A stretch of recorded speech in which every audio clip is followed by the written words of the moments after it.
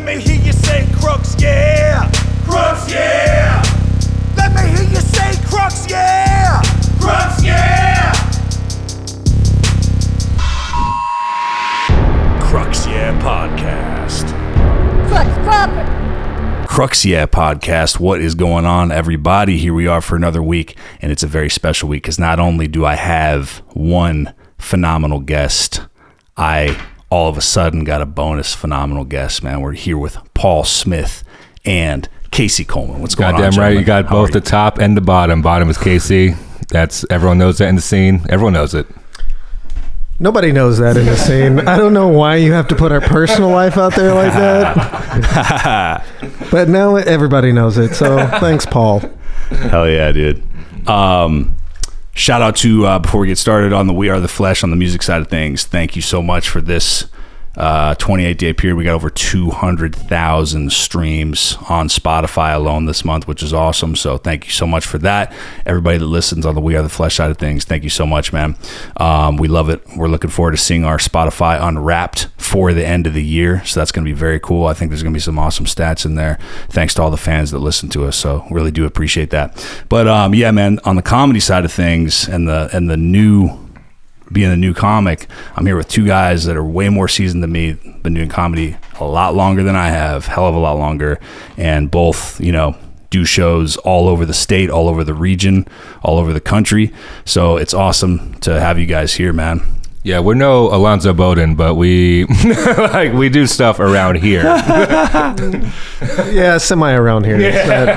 We're trying to be Bowden. That's Dude. it. Bro, I'm just lucky. I know him just because of life circumstances, dude. It's not like so I'm lucky to know him, man. He's awesome. But like I was telling you before we started, Dude, if I saw him buying avocados at the grocery store, I use it as a credit. Like, I opened for Alonzo Bowden at Whole Foods. yeah, we made eye contact. Yeah, I opened his bags for him so he could put the avocados in there.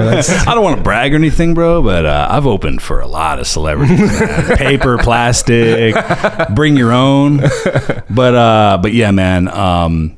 Yeah, I was just texting, like I told you guys before we started, man. I just texted him today because I fucking finally saw the Comedy Store documentary and finally watched it. It's awesome, 5 parts, and he's on there. Like they talk about Brian Holtzman, and then they show a clip of him doing his podcast in his studio or house or wherever the fuck he does it, and then like Alonzo was on there, so I was like, shit. Texted him, I was like, yo, man, I saw you on there. Hell yeah, dude. Alonzo Bowden, if you're listening, man, I love you. Like, that was a real love. That I put the bass in the voice and everything.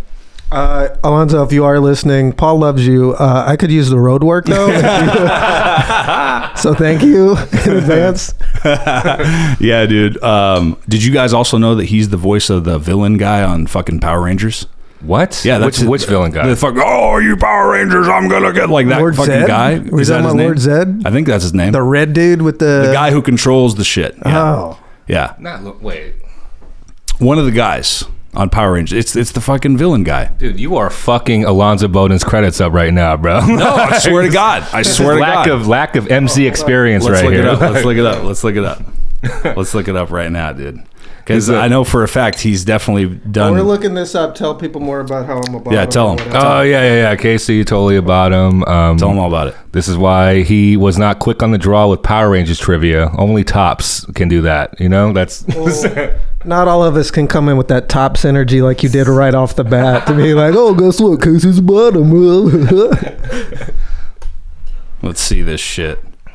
Let's see. Hey, but in the meantime, man, sorry for not having a wine bottle opener for you guys. I'm used to having fucking little kids on this podcast, and I don't fucking drink. I don't fucking drink, and I got children on here, so I'm used to fucking like, you know, hey man, you want a soda? You want? They're like children in want more some candy. They're like more ways than one, dude. Like they're like so young, but also started comedy so young. So like I'm kind of jealous, but like just seeing where they are right now, I'm like, nah. You know what I mean? I'm not jealous anymore. You know? Yeah. Okay, here it is. Did you find it? It was the voice of Thunderon, which Thunderon sounds like a porn star. Oh, yeah, it does. It does. Which one is that? It's Ron Jeremy in the 60s. That's his first moniker.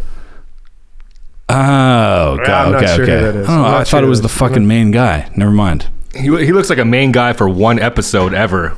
Well, he looks like a bottom.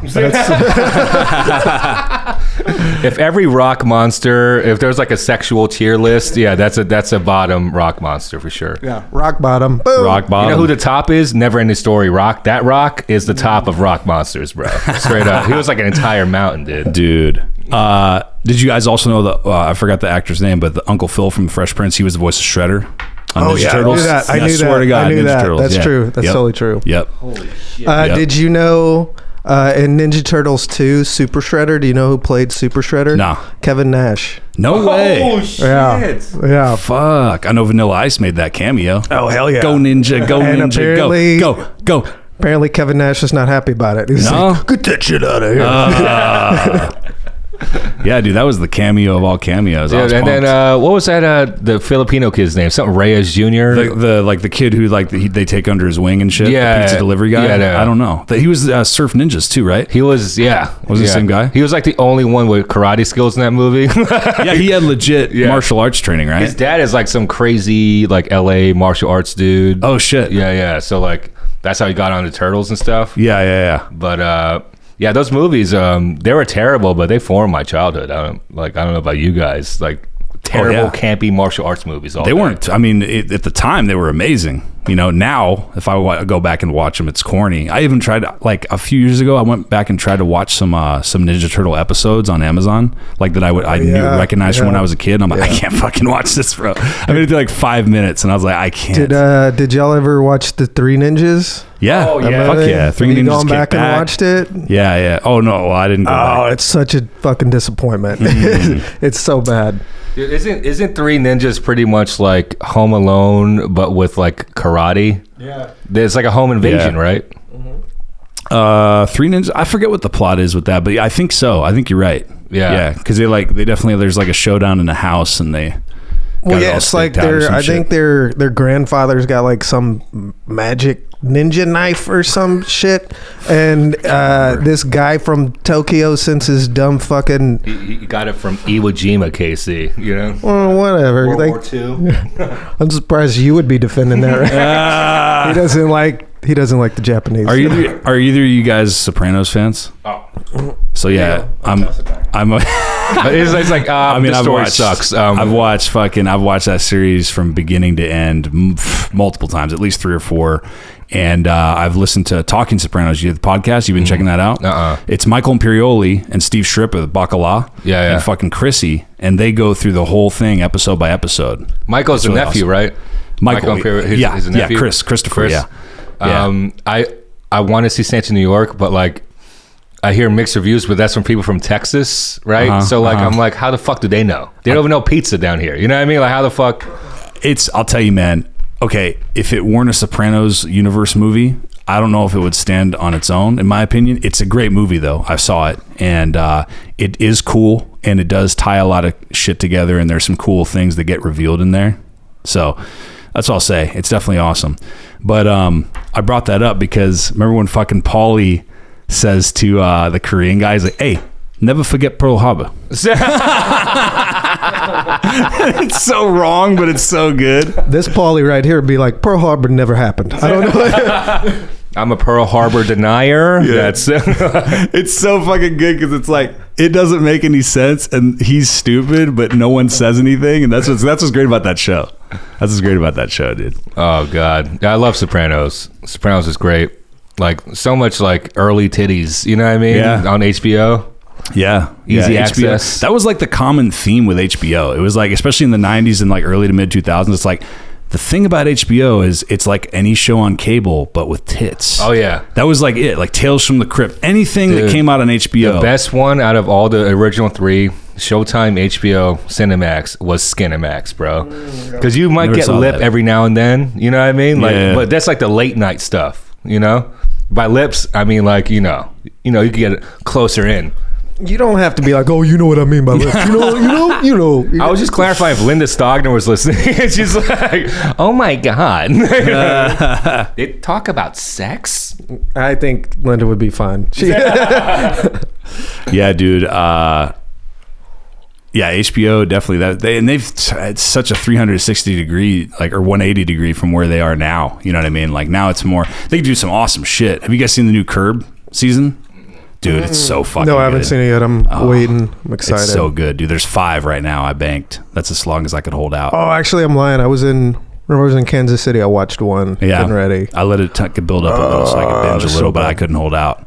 So we watched the first and second episode last night. Dude, that shit's so good. I gotta tell you guys, dudes, too, from being from LA, that shit is so accurate. Like how LA is. Like all that's added is the show business part and Larry being famous, which is also accurate. You know what I mean? Like all that shit is so spot on. And that's Just what like makes the that show daily great. stuff they do is like very. Yeah, the mundane daily shit and like the bitching and bickering and the things that they do. That's You're just so accurate. describing Jewish people right now. You know how crazy That's LA, racist dude. that is? That's fucking LA, straight up, dude. Straight up. That's not. It's the truth. I'm from the LA of the Northeast, then I guess, because like there's a lot of delis. Y'all. I don't know if y'all picked up on what just happened. If we're recording video, but Paulie started like, so yeah, that's a bunch of like Jewish shit, and he was trying to get it started, and then he handed me the microphone, like, go ahead, be racist. He Go lobbed say it some up fucked for up you. shit, Casey. Yeah. I know I had to tee it up for you, buddy. You're from Louisiana. I was like, see, he doesn't want his real heart to like come out. Well, why do you think I got the fuck out of Louisiana? Dude, so I haven't been over there yet, but I've heard from a lot of people, like if you're driving from Texas into Louisiana, without even looking, you can tell when it switches. Is that true? Yeah, it gets more stabby.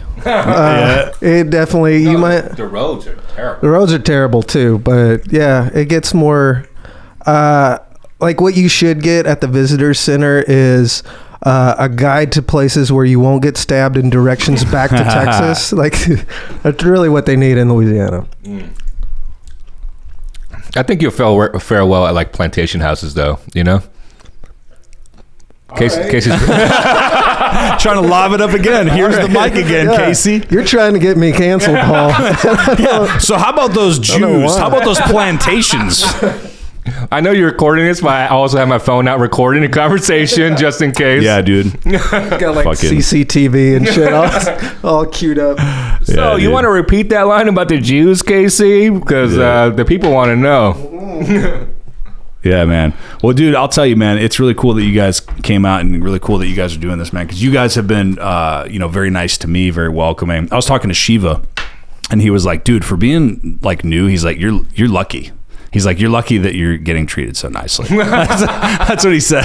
Well, it's because So- like you got some years, you're more mature, and you Yeah, know how to I'm like old. talk to people. You know. Yeah, I mean, and I'm just trying to be honest, man. I mean, that's what the whole thing about the little sub premise of this whole podcast is about, the fact that I'm new and I'm not trying to act like I have more experience than I do. I'm not trying to act like a bigger deal than I am. I'm literally just like learning and, trying to embrace everything. So Well, the thing about that you don't have yet, right? We'll see. You still Okay. like first year, right? we'll see. Yeah, it's probation Is- time, bro. Is the first couple years of open mics, you're gonna start getting like maybe some bar shows, maybe some spots here and there, and then you do well, and then you'll just get this hubris about you, like you deserve more. You know what I mean? Like, Okay, he's saying that because this is how he reacts to shit. Paul's like, I don't know if he saw I killed him. He like goes into a fucking weird Bill Cosby. He's like,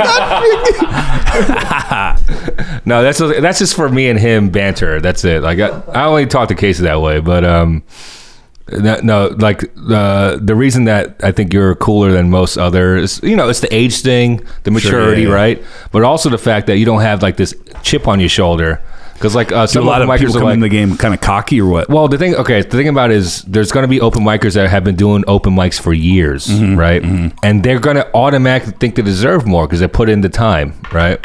But it's not how the industry works. You gotta work towards certain goals and go beyond certain thresholds to get to those points. Yeah. And you have to have a vision to get there, right?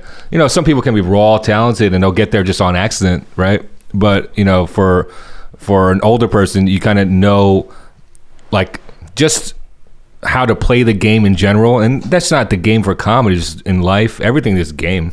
Right. You're more accustomed to playing games to get like, oh, I know this, and I know the entertainment industry. Obviously, it's mirrored to comedy pretty much. So like, but what a lot of young open micers in any scene, I'm not talking about just this scene, right? They have like this chip on the shoulder, and they're very unprofessional, and like they have like this image about themselves, and which you completely lack. And I think this has a lot of combinations, a lot of factors with you being in music, you being older, having a family, having a big ass house in Burleson that like I'm gonna make some calls. Undisclosed location. We're gonna rob this joint. Well, I guess kind of to like jump off of what he was talking about just being professional. This happened in Wichita. Okay, over last week they were having an open mic. And during the show, this dude comes out hot out of the showroom to sign up. And he just walks up and he's like, hey, yo, where you guys got the fucking list? Like, he got an attitude. Wow. And the bartender was like, hey, man, don't be talking to us like that. And he was like, me and the feature almost got into a fight with this dude because we were like, that's not the way you talk to somebody at a club. He was like, no, I know these people. I know everybody. We're like, dude, that doesn't fucking matter. They seem mad that you were talking to them like that, and we're trying to tell you, like, we travel and do this. This is not the way you talk to people at a club. You know, yeah. So it's a great example of shit not to do. Right. He's like, no, I know everybody here. It's like, are you sure? Yeah. No, because they weren't happy about it. And we were like, the first thing we were saying is like, you need to apologize. And he went into like a 10-minute spiel about, no, I know him. We hang out all the time. Like, well, clearly they don't fucking think y'all are cool enough. Yeah. We'd be talking like that. Yeah, obviously. And it took him forever to apologize. Yeah, that's awkward. I have a little bit more farther back. This happened earlier in the year in the summertime, right? At Backdoor. So Casey and I rarely go to Backdoor on Thursdays because we work on the weekends there. And Linda doesn't want weekend guys to go there. But like Todd Justice started hanging out there. So I'm like, all right, let's go hang out with Todd. You know, let's just hang out the line. I love the line. Great bar. So the first Thursday I ever went there, I think you actually know this guy because you went there a couple of times. I don't know his name. He always wears like this weird blazer, kind of short, stocky. He does like jokes that you should not be able to do at Backdoor, like dead baby in a blender type. Oh, really? Yeah. Got glasses? He's got glasses. Okay. Really weird guy. The mental picture's kicking in, but I've never heard. Well, mental is the right word. Yeah, right. Yeah. Well, because dude, I'm surprised they let him come back with that. Yeah. So like the first time he's ever talked to me, so I'm in that little vestibule in between the bar and the club, right, where they take tickets and shit. And I'm just talking to my friends that I'm seeing there, like other open micers. And if you don't know, like I'm very social butterfly. I talk to everyone in the scene. I don't care, right? So I'm in there, and then I never met this guy before. He comes up to me. He's like, "Are you a comic or an audience member?" And I was like, "What? Why does that even matter?" Right? And this is like when in the summertime when they're getting like sold out audiences, you can't even like walk in there for the open mic or whatever. And he's like, and he repeats himself, it's like, "Are you a comic or are you an audience member?" I was like, "Dude, why does that matter to you?" He's like, "Well, it's really hard for like comics to get on this show, and like the audiences have been sold out. So like it will be better if you were not a comic." And I was like, "Oh, you know why? Because like I'm a pro and I work the weekends here, so that's probably why you don't know me." And I just walked away. And then like every time I have a chance, like do you remember the time, were you there when he asked about that joke in the middle? Like when he asked me, or he asked like a bunch of I don't think so. I have separate, like, just a quick thing, because this dude does this all the time, the guy that you're talking about. He knows me as a comic, like a weekend comic, and he'll come up to me all the time and he'll just start pitching jokes. I'm like, this is not the way you workshop jokes. He like, just comes up to you and starts telling you. Yeah, he just comes up to me and starts telling me jokes. I'm like, I don't want to be here right now. This is... Yeah, that's so weird, bro. Yeah. The slick way to do it is to make a couple of friends, right? And then you just drink in, and then you just have the idea, you run it by them, and they're like, "Fuck you for running a joke by me," because they'll catch it. They could smell it, dude. Yeah, no. Like anytime a comic just doesn't understand that you don't run up and start pitching jokes to another comic, I just try to force myself to like spontaneously combust. It never works, but I'm like, I just want to get out of this shit. So Yeah, dude, I don't blame you. That's unbelievable, dude. That's unbelievable. Like if I saw, I would never. Would you ever approach anyone like that? No, ever? because I wouldn't have the delusion to think that someone would care. Like, it's like, why would you do that? Unless you're, it's like a friend and you're like, yo, man, I'm trying to workshop this thing. What's your opinion if you're sitting down? But some guy you barely know that you come up to in a public setting and just go, hey, man, so this, you know. Well, no, and that's the right way to do it. The right way to do it is to like build some sort of a relationship, like a friendship with somebody. Yeah. Right. And then say, hey, man, is it cool if I like talk some jokes, like workshop some jokes with you? What do you think about this? Or do you want to like start a writing session or something? Yeah. Because then it's mutual, you know? Yeah. Like, that's the best way to do it. Some people just don't get it, though. Yeah, that's, if I saw that, I'd be like, wow, that's fucking weird. Just like, I think this. I listened to a couple episodes, and you're welcome, by the way. Crux. Of this, yeah. So, I saw that. You were the guy. Okay. Yeah, I was the one dude just rifling through, and yeah, I think it's been said in earlier episodes, but like I wanted to say it because they're open micers, and their opinion doesn't count, but they're right sometimes. And so, but no, that just don't be an asshole. You know what I mean? When I like. I like preface my asshole comment. Yeah. He started out coming in hot like an asshole, and then he's like, "Just don't be an asshole." Though. Well, what you forgot to do there, Paul, is you forgot to do the racist lob up for Casey before. True. That time. No, like the thing is, like there's only a couple comics like open micers I'll talk to like that openly because I like them and like they're my friends. Sure. And like we have banter, right? So,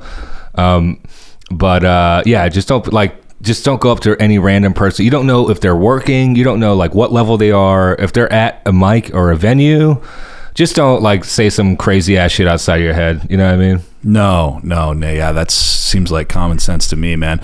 And also the way that I look at it, and like we talked about before, it's kind of like, you know, hey man, like, you know, this isn't my first like rodeo with like entertainment necessarily, and also just like with life and like, you know, having jobs and just being around people and shit. It's like, I understand that there's like probationary periods, and especially if you're in something like comedy or something like a lot of the performing arts where there's a revolving door, dude. Like people come and go. I mean, how many times as long as you guys have been doing it, how many times have you fucking seen people just come around for a couple months and then completely disappear and then come back 9 months later and you're like, oh fuck that guy. Well, that's why I don't get in. Like he talks to a lot of people that go to open mics. I try to not get invested until I see somebody's around for a little while, and then I'll try to start a friendship. Right. Whatnot, but I usually don't for a while. It's not that I'm an asshole. It's just show me you're invested, dude. Yes, it's like a war. It's like, bro, if I'm on the firing line with you, I don't want to get to know you if I know you're going to be dead tomorrow. It's a war of attrition, my friend. So like, I'm sure you've been in less than a year, and you already know people that just stopped. Yep. I was texting with a dude that was around a bunch. So you know where Earl Campbell is right now? Is that what you're saying, dude? He owes a lot of people money, bro. Dude, oh, it's getting thick now. Yeah. This is the second time he's come up on this fucking podcast, bro. Yeah. Was a comic that he stiffed on one of these podcasts? Yeah, one of them indirectly, but yeah, interesting thing, man. I fucking rode. I gave him a ride. I know him pretty well because we rode down to Austin together one Monday, like in the summertime. So I spent 3 hours there, 3 hours back with him. Yeah. And BO? Minimal. Paul Smith asking the questions everybody wants to know. So BO. I love it. Yeah, man. Minimal BO. But, that's impressive. That's actually impressive. Not as bad as his BMI. The weird thing that he said, and I said this last time too. I like how Paul's BMI to BMO ratio goes.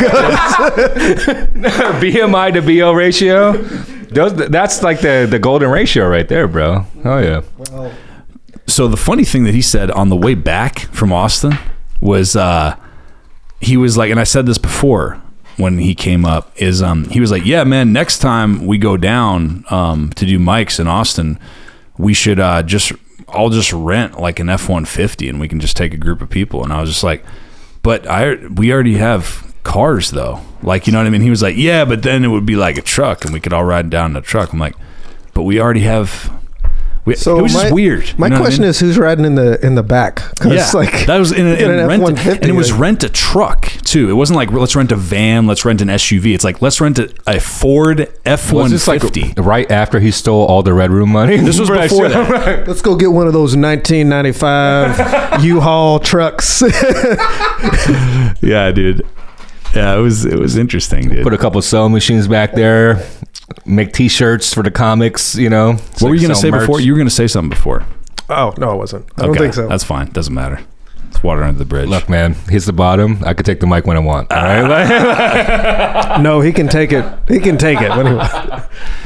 Fuck. Did you guys see it's very obvious that I have HBO Max based on all these fucking shows that I'm asking these guys if they've seen. But have you seen the Woodstock documentary, 99? I have. You saw that I one? have. Okay. What'd you think? I thought it was phenomenal. It's great for us because we're around the same age, so we can all relate to that. I think I'm the oldest one in the room, though. Yeah, but not by much. You fucking old bastard. What was that scene that fucking we were drunk as shit and we were dying at laughing at? It was a reaction. It was a cop, right? Yeah. It was what was he doing? It was either he was looking like just like dead-eye panned or something like that.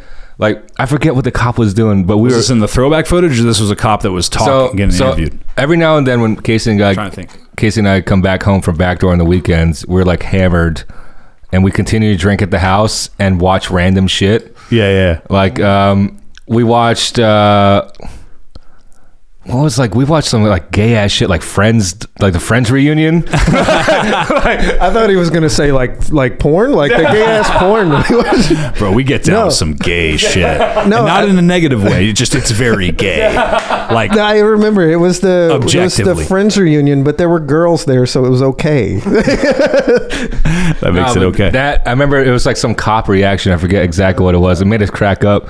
But there's like 2 times where we had to like pause when we were drunk watching something. I remember that was one. I forget the scene, but the scene I remember clearly was in the new Suicide Squad when it was fucking, what's his name, the SNL guy, the Davidson guy, Pete Davidson. Yeah. So when Pete Davidson was talking to that weasel, and we're like, we had to pause it, and like, dude, they look exactly the same. And like, yeah, I was like, I think they got his twin funny, to be in this movie with him. Dude, we had to pause the movie for like 5 straight minutes, dude. Like, we're just dying on the couch, man. Damn, dude. Yeah, that was interesting. Now that twin is fucking Kim Kardashian, by the way. That weasel twin. That's awesome.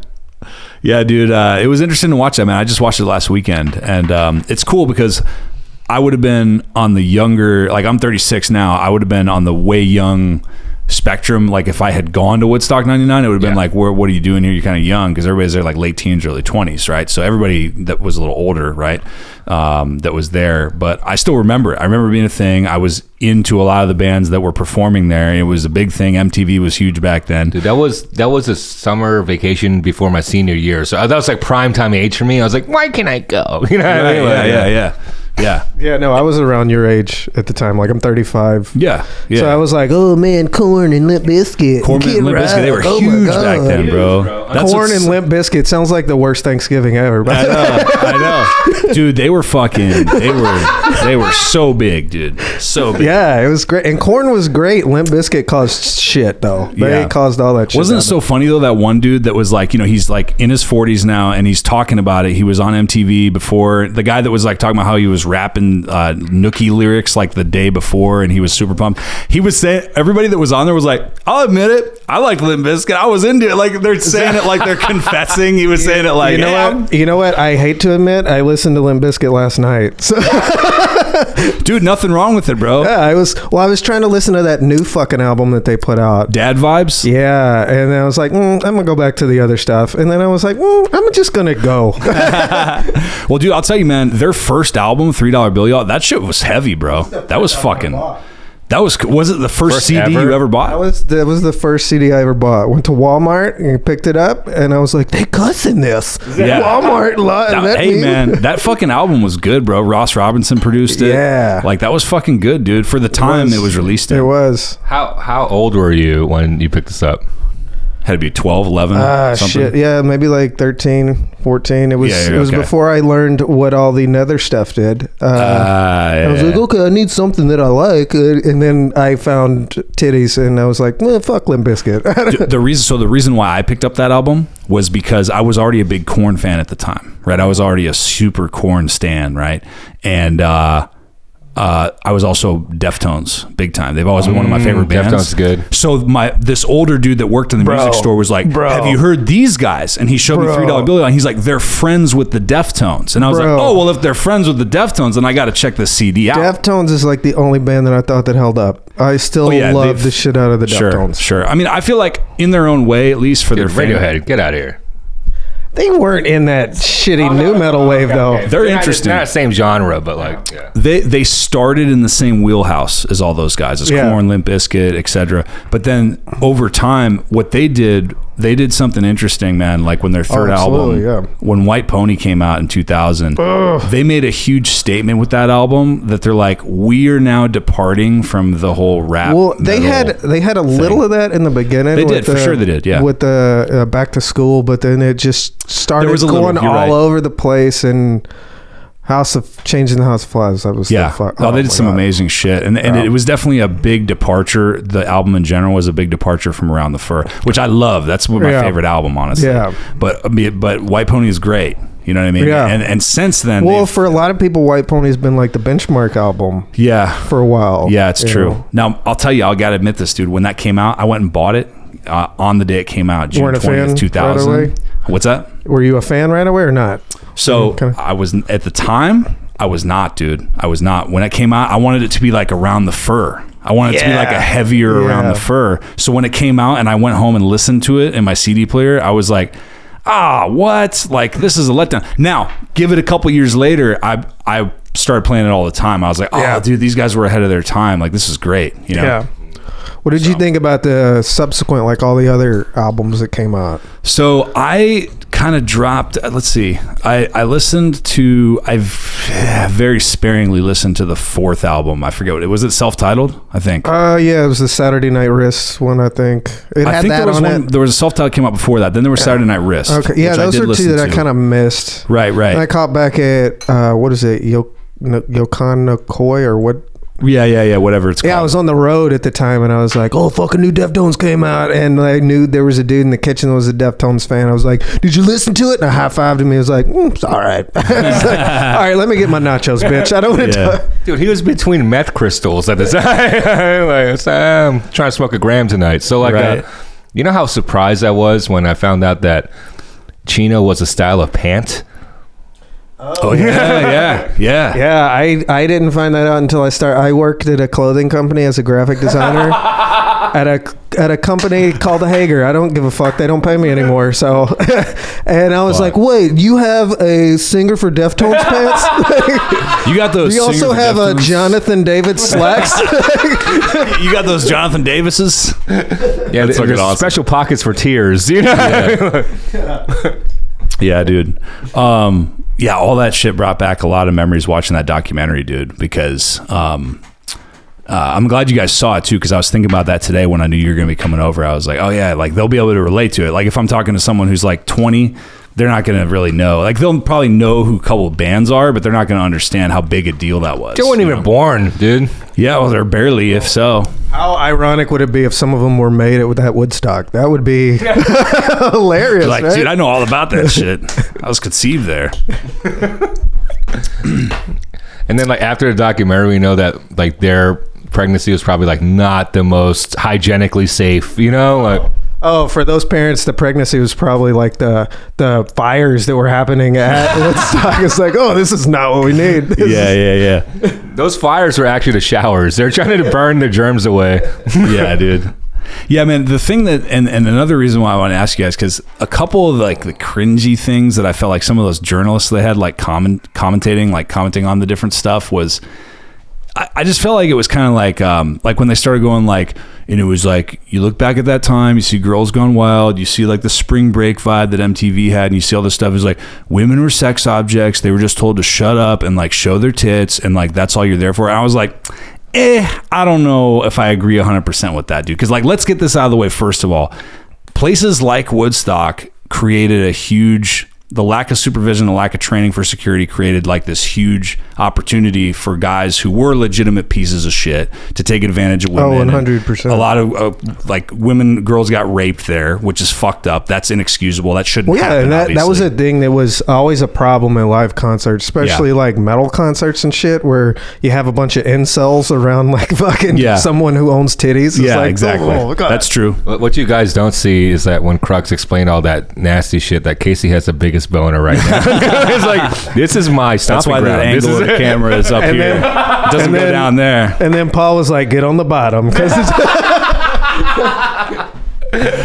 oh, you got to move the boom back, dude, because his bone, it's moving it. Oh yeah, that's true, dude.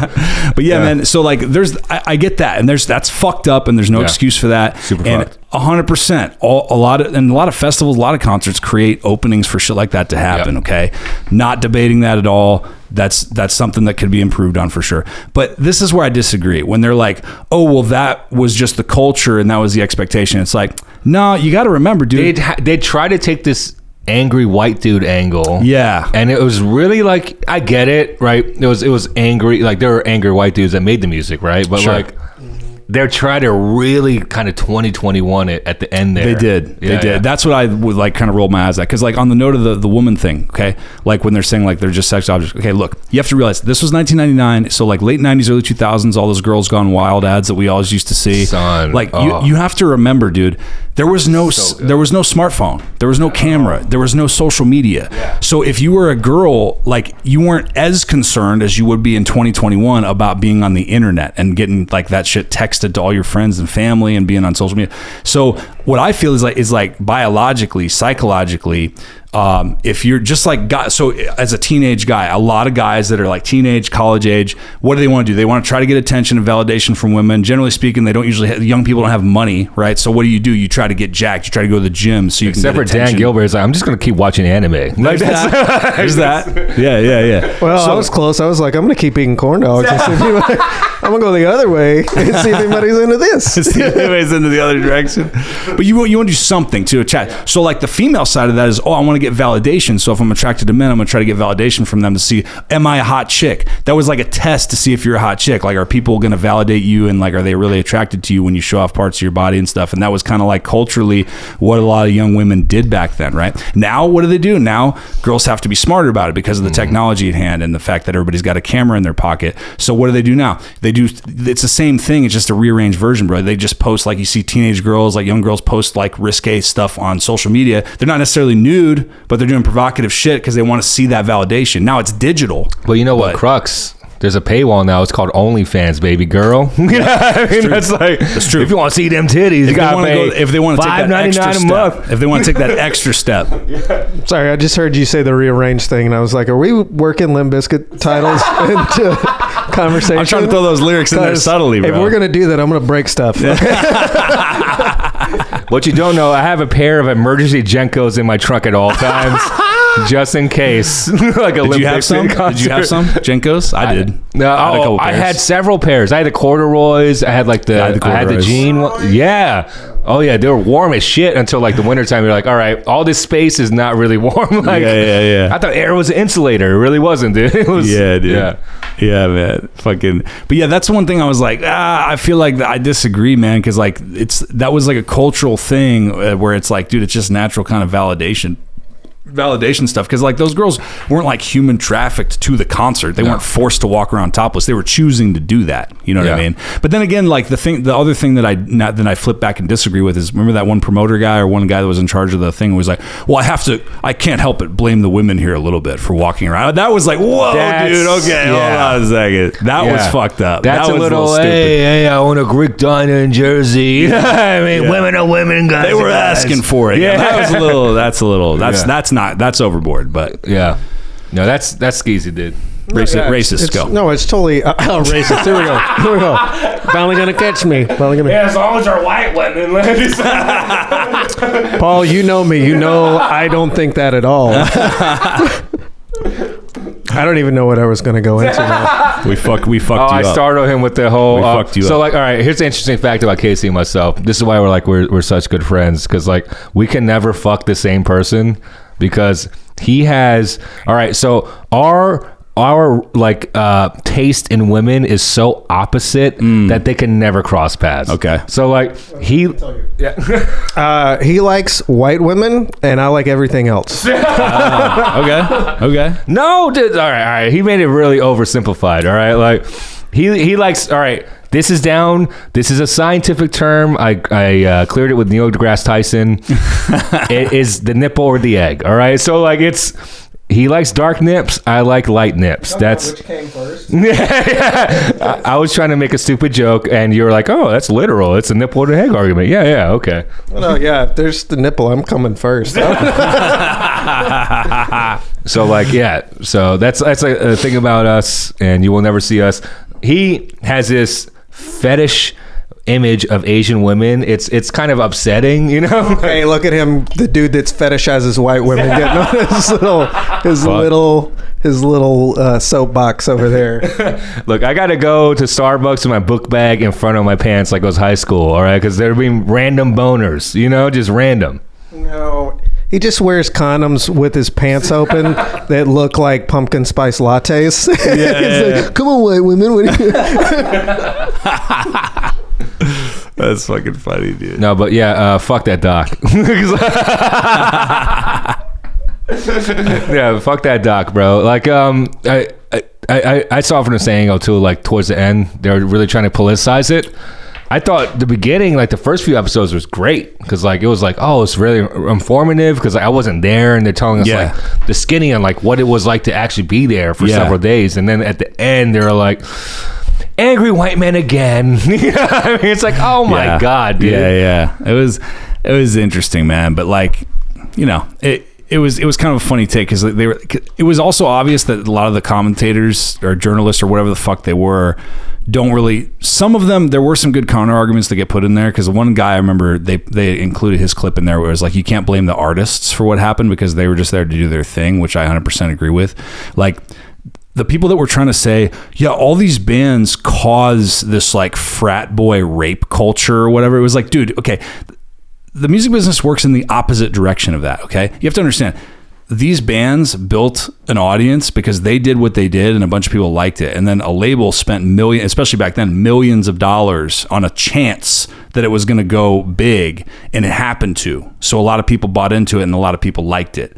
So the fans came to them and made them big. That's why they're there. It's not like they existed and then they created this like rape culture or something. You know what I mean? That's not how it works. I will say I agree with that mostly, but I feel like all of Limp Bizkit's fans are rape culture.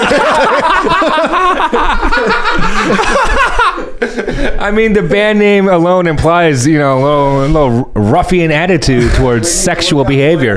Yeah, dude. Yeah, that's true. We'll make that exception. Yeah, dude, and it's just weird to talk about how every industry has changed with digital media. Dude. Yeah, it's insane. Yeah, it's like even back then, even like, you know, music, we had to have physical, actual things we had to play music off of. Also, our porn.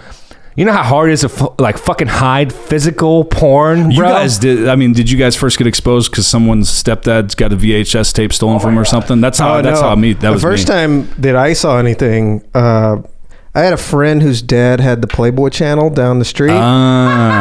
So his dad was at work. He was like, hey guys, let's go down to my house. And I was like, all right, cool. And then we went and watched, and I was like, why is my pee-pee hard? Was he the nice kid in the neighborhood too? Like he had like a sweater vest and a flannel, you know? Like no, he was like No, he was the absolute asshole, but for some reason this time he was being cool. Like, all right, I'll jump in on this. That's fucking funny, dude.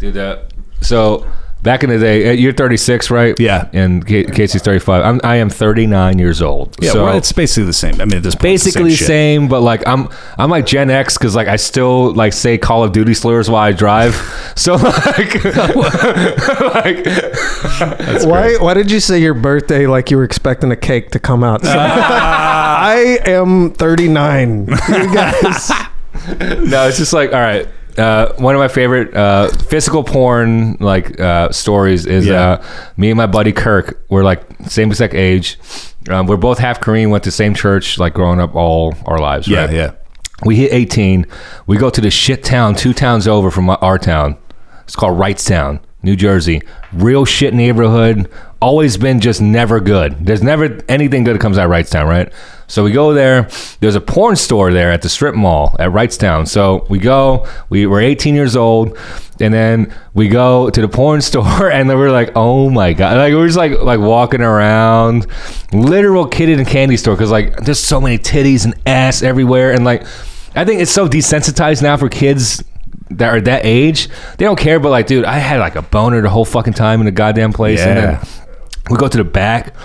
There's like this aisle of like TVs, but like they're not private rooms, they're semi-private. Like there's an open angled doorway so you can see into it, but like so me and Kirk, we're like 18, we don't have money, so like we're in one booth together, feeding dollars into this dollar thing and picking like which porn we want to see. And so you're doubling up in the jack. We're doubling up, dude. And then like the attendant comes back there, is like, hey guys, you know this isn't for two people. And I was like, and then like of course like the early 2000s, late 90s like response was, oh, he thinks we're gay. That's really which dumb. Is funny enough, like, because I don't forget what you were saying, because I don't want to cut you off, but dude, that's funny enough, because especially now, I don't know if you guys know this, but those kind of arcades that they have, those are like notorious meetup spots for dudes on Craigslist and the internet that want to do gay meetups. What? Oh yeah, that's like the spot you meet at, bro, because it's all anonymous, it's a common location, it's dark, it's usually very minimally supervised. I wanted to act surprised, but that's where I met Casey 9 years ago. Yeah, dude, that's why I figured I'd bring it up.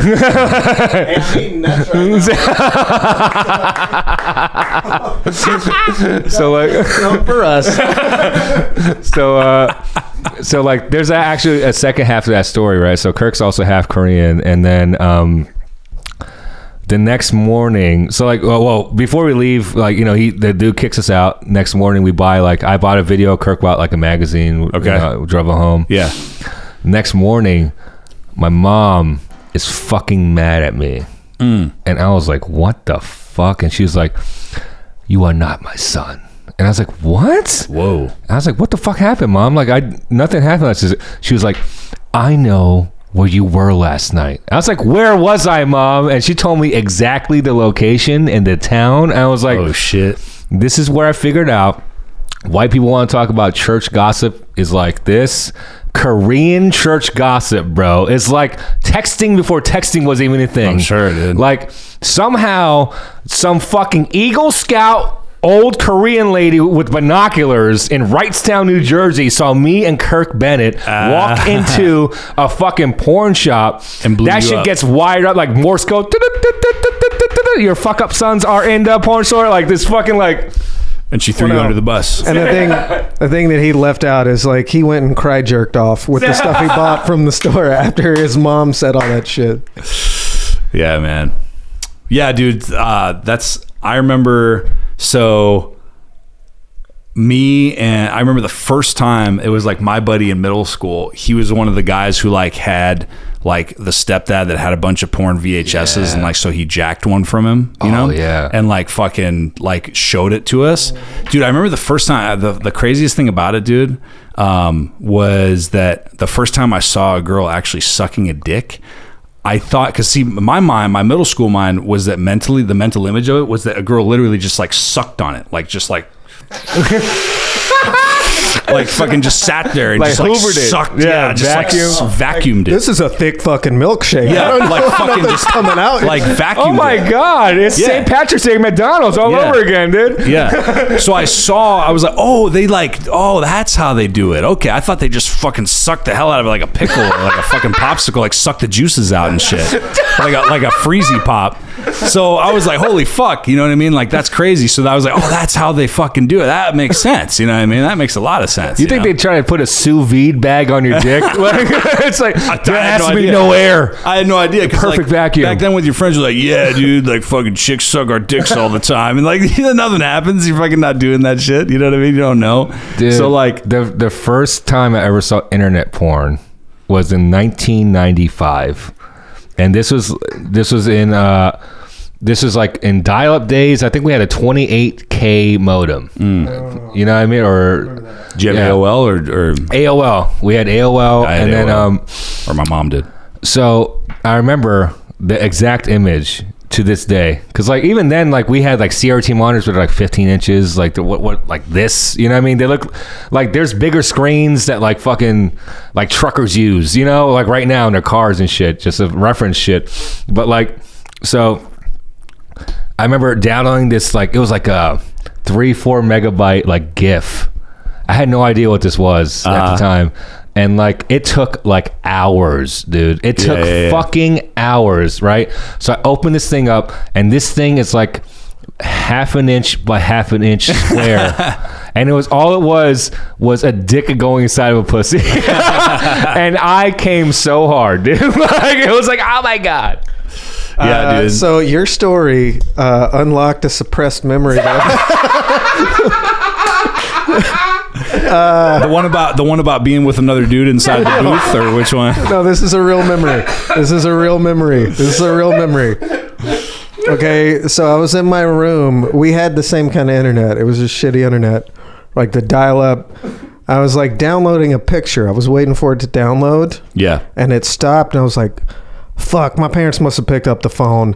Next thing I know, I hear over my shoulder, dinner's ready. And it's my mom. No. Like, oh, no. Oh my God, bro. That's so horrifying. How about this, dude? How about when, like, in the fucking back in the day days, so you got like the dial-up, but then you also have the fucking dot matrix printer, bro. I was at I was at my dad's girlfriend's house because she actually had internet before my mom did. So I was over at my dad's, and I'm sitting there late night. Everybody's like in bed, and I'm fucking there, like, download this picture. I'm gonna print it out so I can go take it and fucking jack off to it later. And all of a sudden, it's like,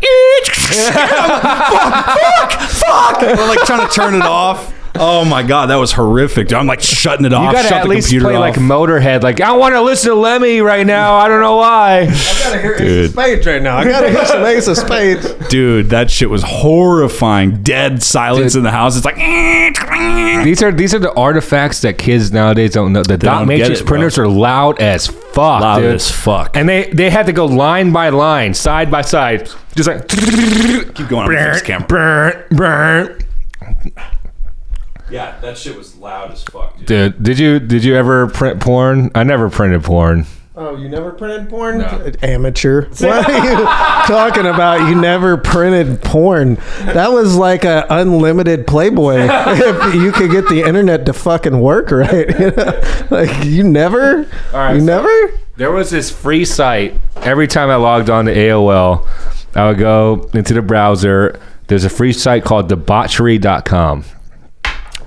Debauchery.com was free for years, and like the whole like before cable blew everything up, and there was P2P software, like you could like transfer files amongst yourselves and shit. But before then, debauchery.com was that shit. But it was like, you know, of course, like we always have this fantastical image of our childhoods. I guarantee that shit was like an Angel Fire website. Some dude like uploaded some hustler pictures. You know what I mean? Like it was. But for me at that time, it was like the most amazing escape. Yeah. You know? Yeah, dude. There were tons of sites like that fucking featured all kinds of stuff. Yeah, different times, man. Video games and porn has taught me so much vocabulary. People think I have an extensive vocabulary, but like, do you think I know what debauchery meant before I went to that goddamn website? Do you think I knew what a spinner was? So I looked up debauchery.com and Alonzo Bowden's Thunder Rod characters on there. That's fucking great. I'm just kidding. It doesn't exist. No, Alonzo, you want me for the road dates. That's fucking awesome, dude. Yeah, man. Fucking Jinko jeans, fucking VHS. Did you skate at all? You're too tall. Like I skated. I was tall. I have a terrible center of gravity because I was tall, you know? Yeah, dude, I barely learned how to, like, where it dropped off for me is I skated around. I went to skate parks with my friends and stuff, but I could never, I was the horrible. California thing was like longboarding though. You could that was, yeah, but that's more like a beach thing. Okay, you know what I mean? So no, the regular skateboarding with the two fucking lips or whatever, that was Yes, there are two lips and a lot of things. I thought we were getting back into the porn conversation. What is it called? Like the double-sided deck? Yeah. The fucking, is that what they're called? Are they It called still lips? sounds like Nah. the porn conversation. Right? Huh? Double-sided deck. You know, two lips. I know true. that girl. That's true. Two lips, now turn it out. With the half to the pipe. left now, y'all. The half pipe. Yeah, so dude, I couldn't drop in. That was like that was so separated like the men from the boys. It's like can you learn how to drop in? You know what I'm saying? Drop in. I didn't have the coordinate. I sucked. Dude, I couldn't ollie for the life of me. I got ollie. I couldn't drop in though, and that's where you're done. Like you're not going to be a big boy skater if you can't fucking drop in. I couldn't any of it. I tried, and I always busted my ass. I could never. My coordination never worked for me. Yeah. It's fucking. You know what you excelled at? This man Oh God, here we go. was the Northern Louisiana backyard wrestling champion, referred to as the Hurricane lovingly. Okay, I got a confession to make. I knew that, and I've been a fan, and I was waiting for the perfect time to bring it up, dude. I didn't want to be weird when I met look you. familiar. I didn't want to be weird.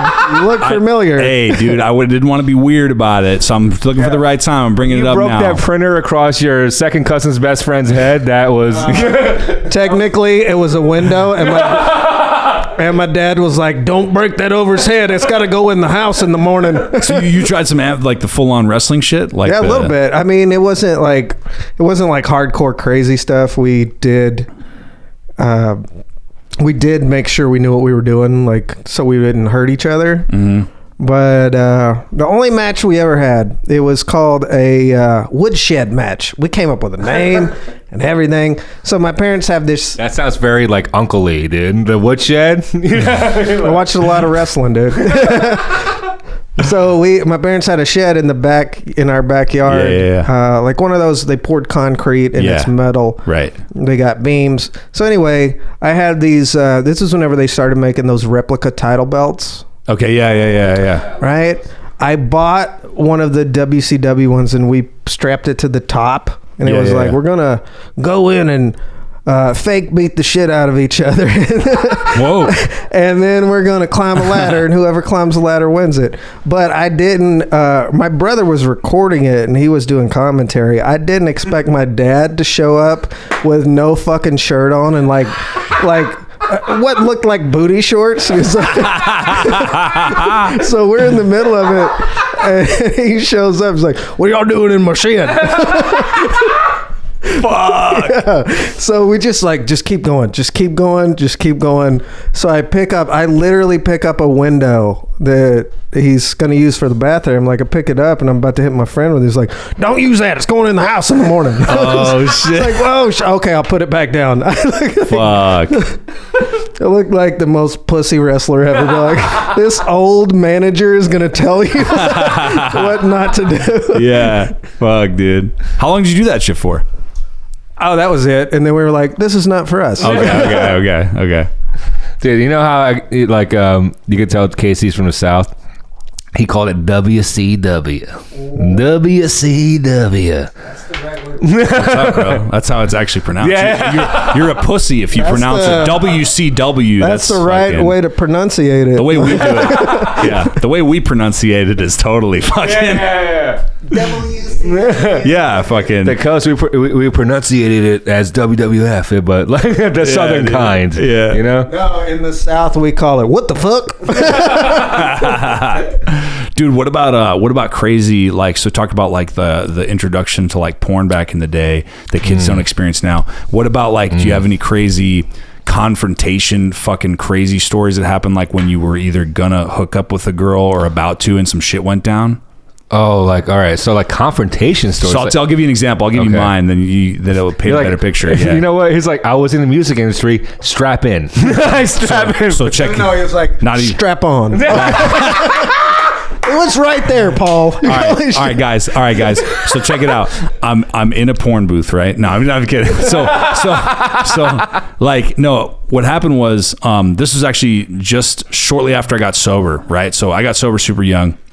The ironic part is Paul is pouring a glass of wine, right? Right then, It's like finishing whenever off, not even just pouring a glass of wine, but finishing off a bottle. This is whenever I got sober. Paul's over here like, "I ain't sober, man." Yeah.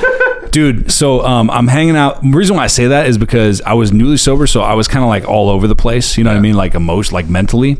And so this girl that was like really cute, that was like a barista. Like I gave her my number. This is before, like, I think I barely had a cell phone, so I was like, I gave her my number. She hit me up anyway. We went back to. She was staying in like this like back house, like that was in back of her like uncle's house or something, and we were hanging out in there for a while, and then like late night, one thing led to another. I'm in her bed, like I'm just in boxers, right? And like she's like about to get naked, right? We're messing around, and all of a sudden I hear and so like her window from her bedroom in this back house is like directly to my right, and then she's on the other side of me, right? So I'm next to this window. And all of a sudden there's some fiddling around with it. Like there's some sounds. And she was like, oh shit, it's him. And I was like, him? Like, what are you talking about, right? And this is like, bro, this is like 1 a.m, right? Was she talking about that band Margera? Yeah, like a Swedish band that he blew up. He blew that band up, he dude. blew him up, yeah. I mean, I forgot about that band. I think everybody. Yeah. Dude, so she's like, it's him, and I'm like, who? And then she's like, my ex-boyfriend. I still don't know if that was still an ex or not. Right. But it was wintertime. Granted, it's not super, like, it's the West Coast, so it's not fucking frigidly cold with snow outside, but still, it's not warm. You know what I mean? It was like February or some shit at 1 a.m. It was like chilly, and so all of a sudden the window starts getting jimmied open, right? And then she's like, no, like, and trying to yell at this dude. He fucking brings the window open, right?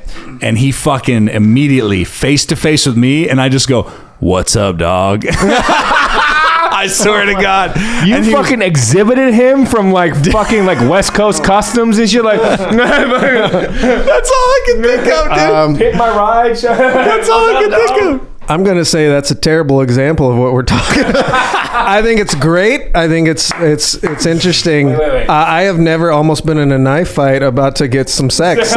Dude. Wait, you never. That All right, was so fucking what is the most like confrontational sexual experience you've ever had? That's what is an example, Yeah. at least. Now you see what I'm talking about. Yeah. Okay. Well, you know my sexual history. You might. Oh, I'm not gonna say it, but I do. Not the numbers. No. I don't give a fuck. I have jokes about it. It's I didn't get. I was a late bloomer. That's what they call it. Good. That's good. So my numbers are not like super high. I've never had like a crazy instance like that.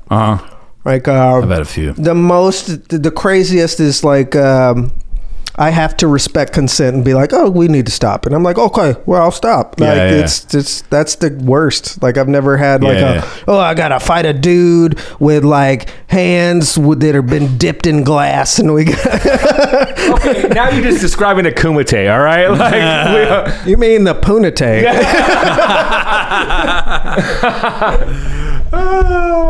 Okay, so I haven't had like a direct confrontation like that with another dude, like while fucking. But I did have like an experience in Korea.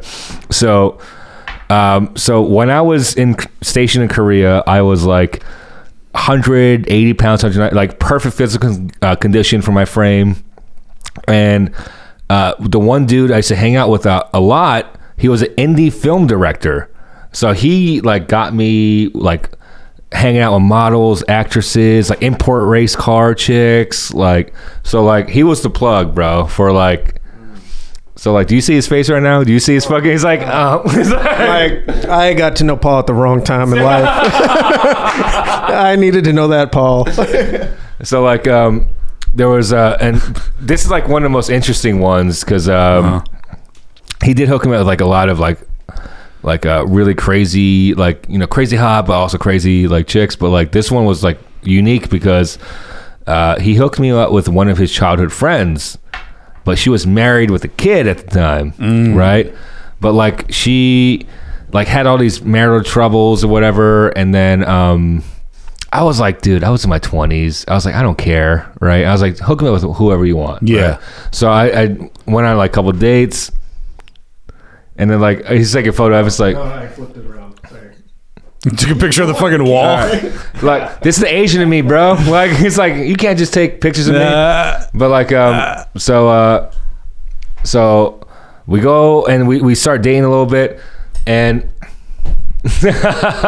Keep talking, Paul. Sorry, we're fucking up your story. yeah, and we actually like we hooked up a couple of times. We started dating a little bit, but this is only like casual, right? We're just fucking, but like we're fucking Yeah. like really crazy places. Like there's these things in Korea called movie bong. Bong means room, right? So like literally you just like go there, you rent a movie, Yeah. you throw it on, and you fuck. It's not a motel. It's like Yeah, a 2 it's hour like a Netflix and chill. Yeah, so like we'll go a place like that, and I remember he took me aside. It was like 2 months later, right? And we're like seeing each other like every weekend, every other weekend when she's got time, whatever.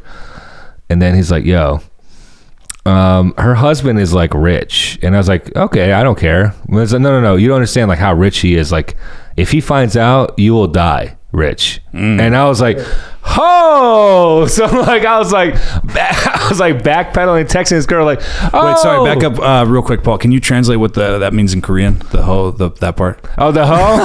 Hoe is good luck, actually. yeah. Is it for real? Yeah. Oh, shit. Yeah.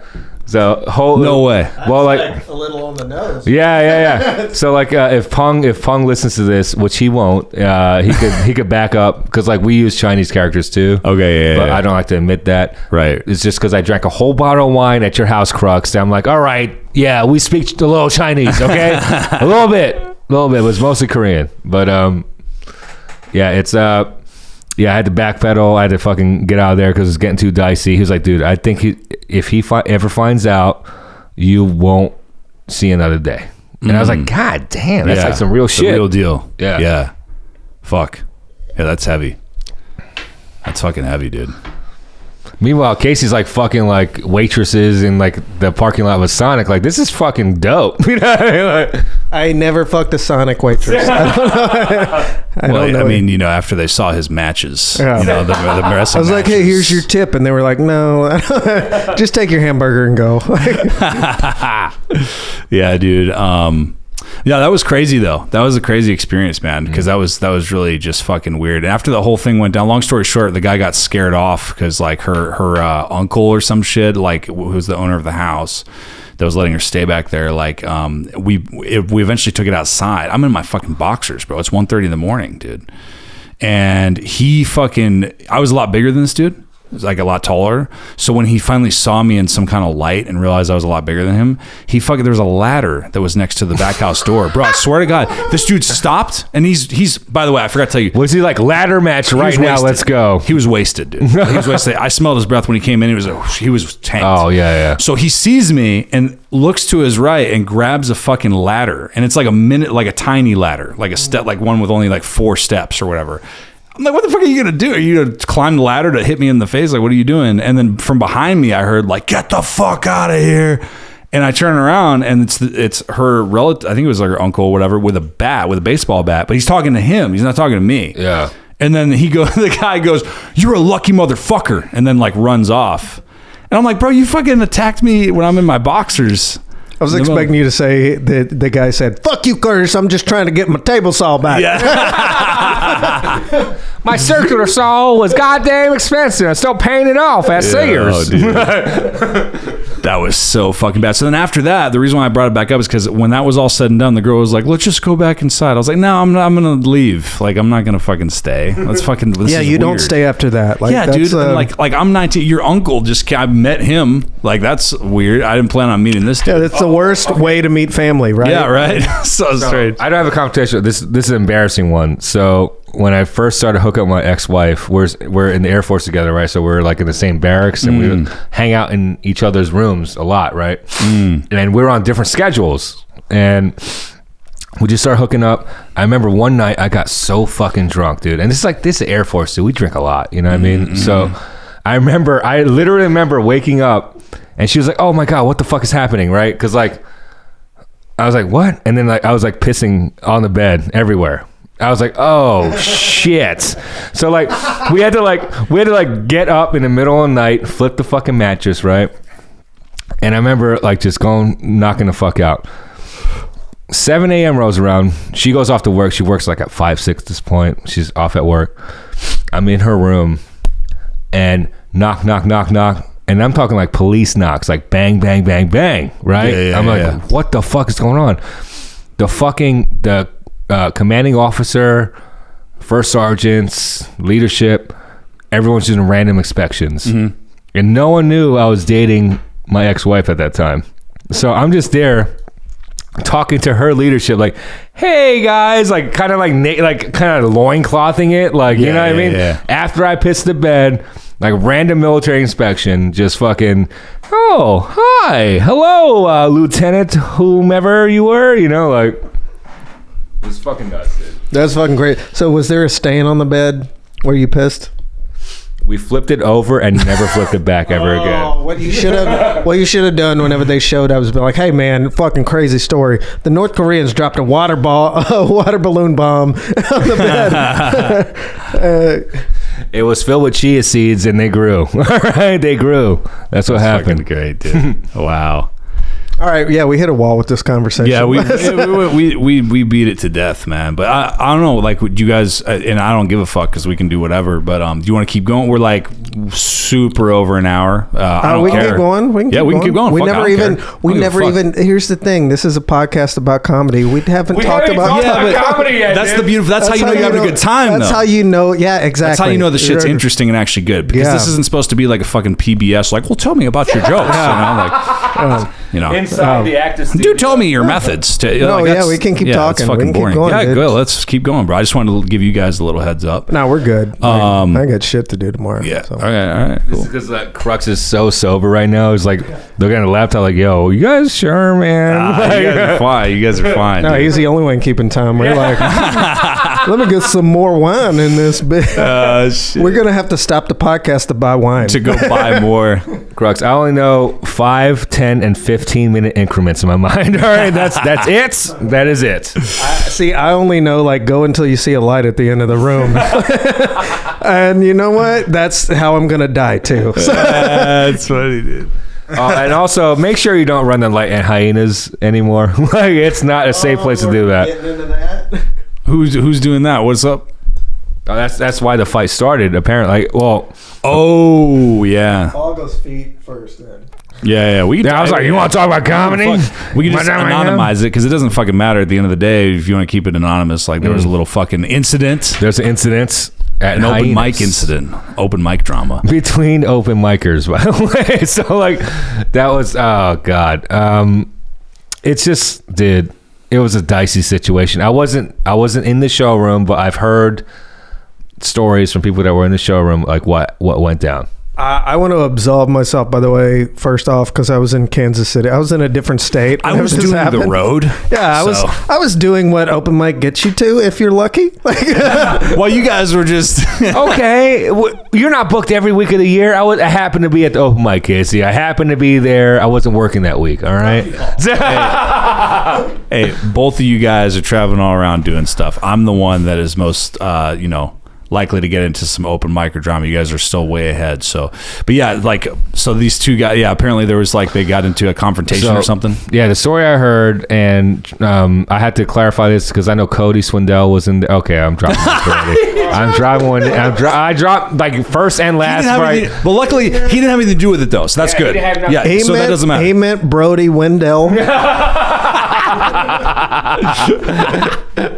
But it's okay you said him because he didn't have anything to do with the Dude, real Cody's thing. chill as fuck, man. Yeah. And like, he's great. so He's a really I know cool there's guy. some people in the show that saw it, but like I heard the story I heard was that he ran his light by so much that the host of the block had to go behind him and try to be like, you need to get off the stage. It was that bad. And then the comic that was on the stage, and I use comic fucking lightly, by the way. Yeah. I've never seen this kid in my fucking life. The person talking on the stage at that time was talking shit about the host, like, oh, this guy's like, and he's like trying to like buck up to him, like trying to say some bullshit about him, like trying to take the mic away from him. Okay, so hold on, just to make sure I understand what you're saying. Okay, so he's the guy who was telling jokes, the comic that was on stage at the time. He was talking shit about the fact that the host was trying to take the mic back from him. Yes, Oh, the wow. host had to go on stage because he ran the light by so much. That's already bad, but then he's already so now the he's host talking shit. Had kinda. to try to be like, "Hey, your time is up," and then he's like kind of like, Fuck, boxes him that's out, horrible. and then talk shit about him right there on the spot. So what happened was, I saw this part of it when the host was talking to the supposed the purported comic, whatever loose terms you guys want to use, the person that was on the stage. Yeah. He's like my Voldemort. He's not a comic.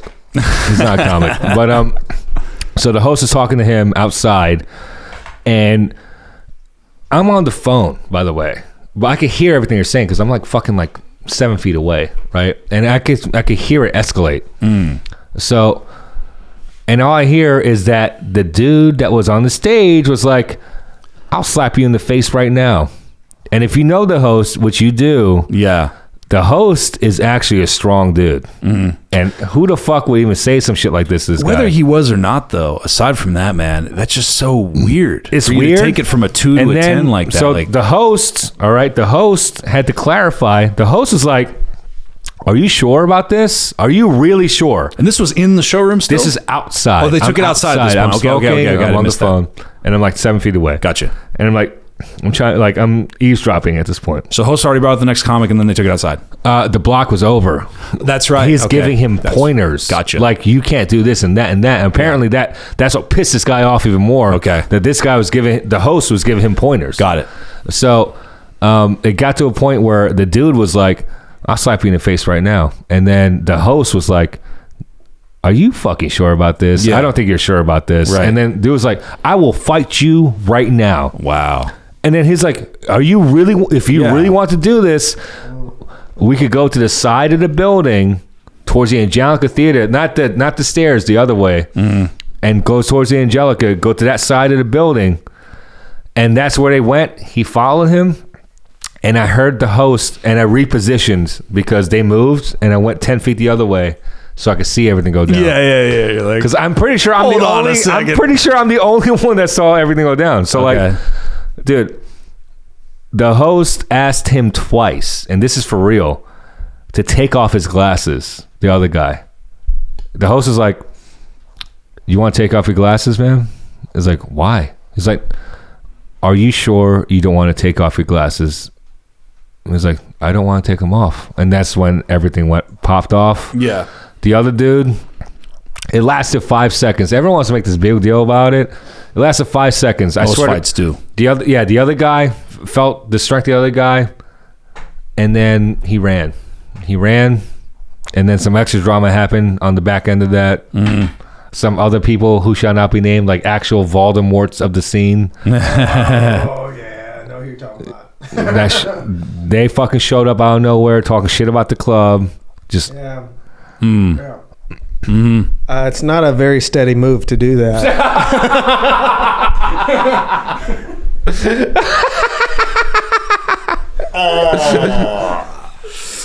That's the thing only people in the scene will get. Yeah, man. So anyway, why was he there, bro? My tinfoil hat is that motherfucker organized this whole thing somehow. Why was he there so quick? I don't know. I don't know about that happened. I don't know about that, but I will say I am so glad that, just for the sake of avoiding all that pointless shit, that this literally timeline wise sounds like this all happened right after I left. Yeah. You know, Do you think, dude, how happy do you think I was? to be like, You were I'm in a different hundreds of miles fucking- away. I'm in a different state right now. yeah. The fucked up thing is, like, I saw one of my like oldest friends in comedy that night, and he just started doing comedy again, and we were getting drunk, and this shit popped off, and I was like, "Yo, I need to leave because the cops are coming, and you should come. You should probably like leave." That's too. true. It is true. You know what I man. mean? Yeah. Yeah. Because then they want statements. They want to ask who was involved. I'm not gonna give a statement. Now like, they want to give your smashed name. off my face like that, dude. Get Yeah. out of here. That's No. fucking insane. No. And it's all petty, pointless shit anyway. It's petty, You know what I mean? pointless shit. And that whole fucking Facebook post was all bullshit. It was like none of that went A card, down. a card was getting played. Dude, none of that went down. It was like 0% of that was accurate. Right. So It it was was supposed to. This dude made all the moves for that to happen. Sure. And he just like, That's oh, unfortunate, they're just man. white dudes at Hyena. Oh, dude, it was so fucking scummy. Like, oh my god, it's like the lowest derivative type of fucking thing you could do. And this guy's gonna wonder. He's gonna tell his like grandkids, I used to do comedy, but then these racists, like, fuck this motherfucker forever, bro. Gotcha. I'll tell that shit to his face. He's gonna regale the tales of when he fucking played 8 open mics in his life.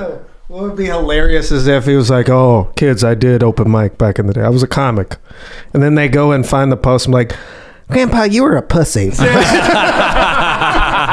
They're like, read "Wait a everything. minute." Yeah.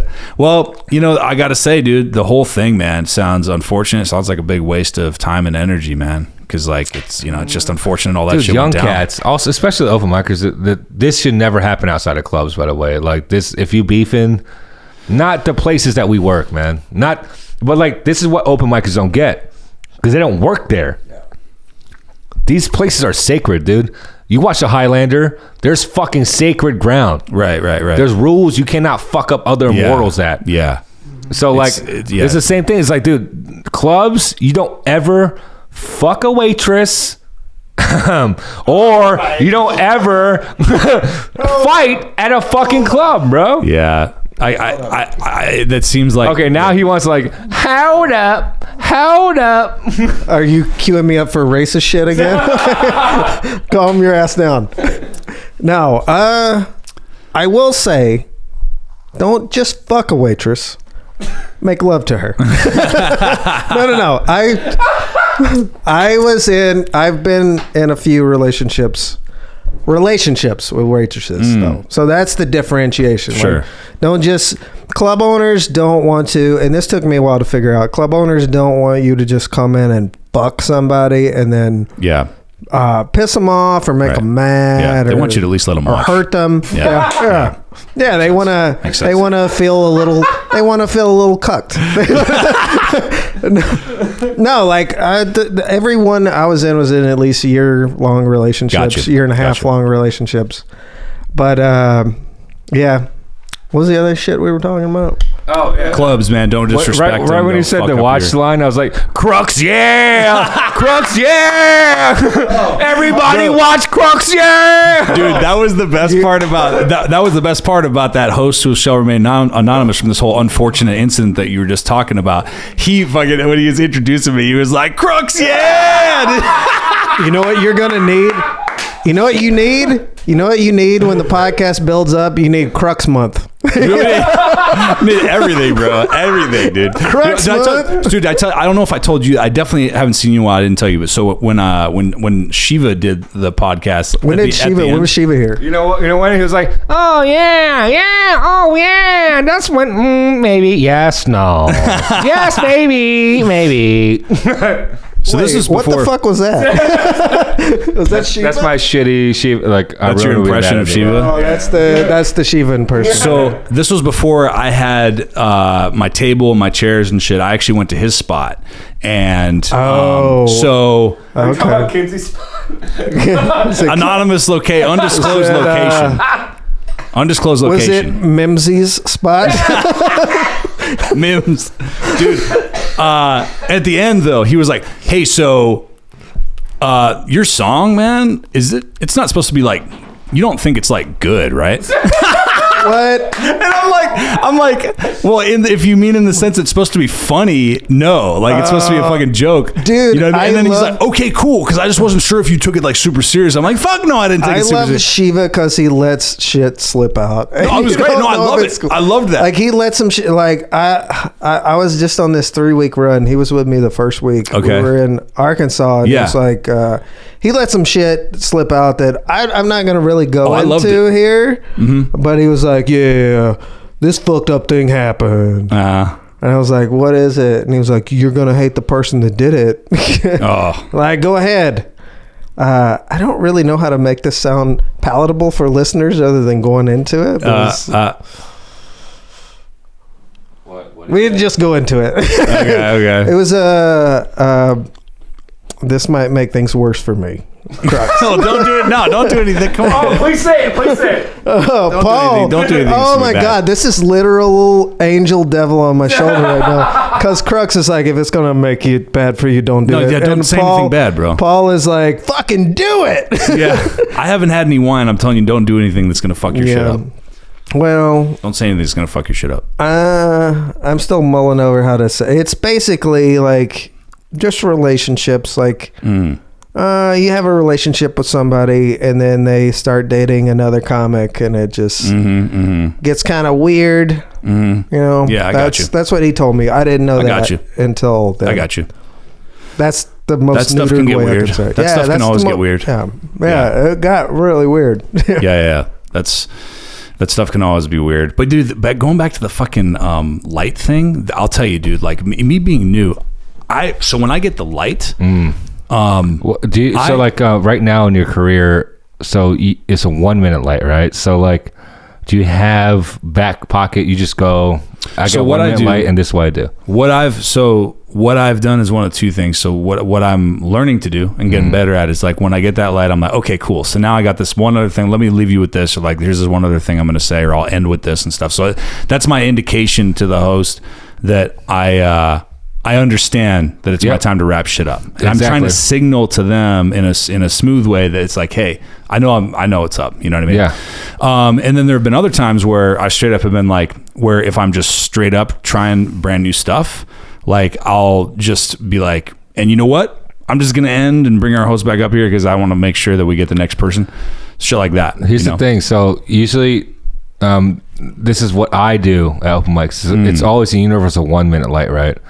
So, and are you a mic taker outer? Yeah. So at least right now, right when you see the light, you just slowly, it doesn't have to be quick. Yeah. Put the mic back in. Right. And then you start this routine like, I'm going to leave on this, right? Yeah. Start the routine because that will help you out with your career.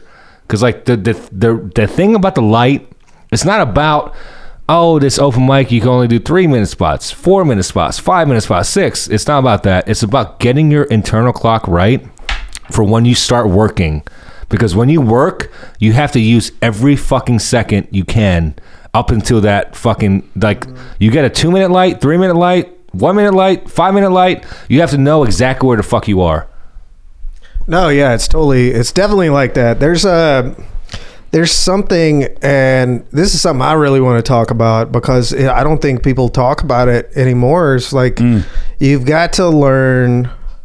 One, there's the craft of just doing it, but there's also stage mechanics and blending those things together. So stage mechanics, for anybody listening that doesn't know what the fuck I'm talking about, I can tell you don't know what I'm talking about whenever I watch you.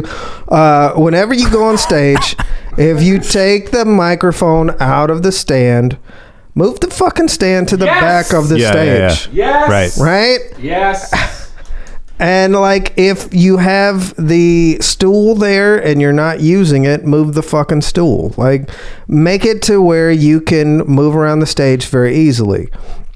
Right? That's just a big problem because I know it doesn't sound like a big thing, but if I see somebody standing on stage and the mic stand, which is just a sliver, it's a big deal. It still feels like it's fucking blocking you. Yeah. It's creating a dissonance. Yeah. You know? Yeah. And the audience can tell it too. Yes. Right. But then after a while, whenever you just do things, you learn how to meld those two things together. So you're like, hey, what's up, everybody? You take it out, move it to the back, you do your thing, you move everything out of the fucking way. You get to a point where you can just walk the stage like you're fucking Chris Rock, you know? Like, that's what I do now. I'm like, this is all of my shit. Fuck y'all. This is me. And then whenever you're done, go get the mic stand, put it all back, get it ready for the next guy. Yeah. So like, if you don't have good stage presence, do not take the mic out the goddamn stand. If you don't have good stage presence, just leave it in there. Because, like, you have to build that, bro. Like you have to have something that warrants you moving on that stage, right? You have to have some sort of, like, it doesn't have to be energy. It has to be some sort of, like, way you capture an audience, right? If you don't have that, do not even fucking try to take the mic out the goddamn stand. Okay. I'm going to counterpoint. I'm going to devil's advocate this shit. Just because I think that's the way you learn. One, yes, get the stand and all the shit out of the way. But there are a lot of comics that just stand on the stage whenever they take the mic out. ton of pro comics that do that shit. But there's also a learning curve, and that's what open mics are for, is the learning curve. You should learn how to be able to walk that fucking stage and own every inch of it like it's yours, because it really is. It's your space for that time. People talk about safe spaces. It's not about safe spaces. It's Right. like, this is mine, and I will fucking kick you in the face if you put your feet on the stage. This is mine. Right. All right, but if you want to take the mic out the stand, there's mechanics behind that too, right? So like, if you want to take the mic out the stand, because like mic in the stand's the easiest. Just very little mechanics. Like, you're planted, right? Yeah. But if you want to take the mic out the stand, there are mechanics behind it. Like, so like, you like, I hate it when I see people, and I tell Cody Swindell this all the time. And his Brody, yeah. I tell Wendell. Brody Wendell this all the time. He always grabs the top of the He's friends with microphone like this. I hate that shit. You have to grab it. Like, you don't have to grab it you don't have to grab it like an ice cream cone, like at the very bottom, but you just have to clear your hand away from your face, because your face is the moneymaker. It's the expressions. People want to see how you react to things. Well, there's also a sound explanation for that too. Like, don't grab the mic around the top, around the cone, I think is what it's called. Yeah. Like, don't grab the top, because it can cause an echo effect depending on the room that you're And in. even feedback depending on how hot they have it. Exactly. Yeah. So you hold it where you're meant to hold it, and that's the way you should do it. Sure. Well, On the note of what you guys are talking about, that's actually something I've thought about the past like several weeks. Is I noticed like how much of a just normal routine it's becoming for me to like move the stand out of the way, do my thing, and then as I'm wrapping up, wrapping up, bring it back, wrap it all, button You it got back the up. stage mechanics. Yeah, that's like. So Can I now I'm ask? noticing like. Can I that's ask you a cool. question? Yeah. Did anybody teach you that, or did you just learn it on your own? I just kind of realized like I need to do this. You know what I mean? Like I can't. Well, be see, fucking- this is why I wanted to bring it up. I think it's fucked up that nobody talks about it anymore, because Right. people taught me this whenever I started, but nobody's teaching it now. So the one thing that was said was the one thing that was said to me is like the first couple times I would like when I was done I would just hand the microphone back to the host and he's like, dude, fucking put the stand back, dude, and put it in the stand. So after that I was like, oh, cool, that makes sense. So now I'm like, so then wrapping up and then bring it back and Yeah, So. no, I agree. Like, I just think that should be a thing that's told to more comics. It should be a thing that's in the conversations instead of like, did you see my set? What do you think of my jokes? Whatever. Like, I think your stage mechanics suck. Your jokes are fine. You need to focus on your it's a stage whole mechanics. separate thing. Yeah, It's a separate thing, but it's a very important thing if you really want to be a comic that does it, that goes on the road or that gets You're bigger right, gigs. Because you could have the best fucking jokes, but the worst stage mechanics, and it's going to bother people like a motherfucker. Yeah. So like, think about where you want to be in comedy, right?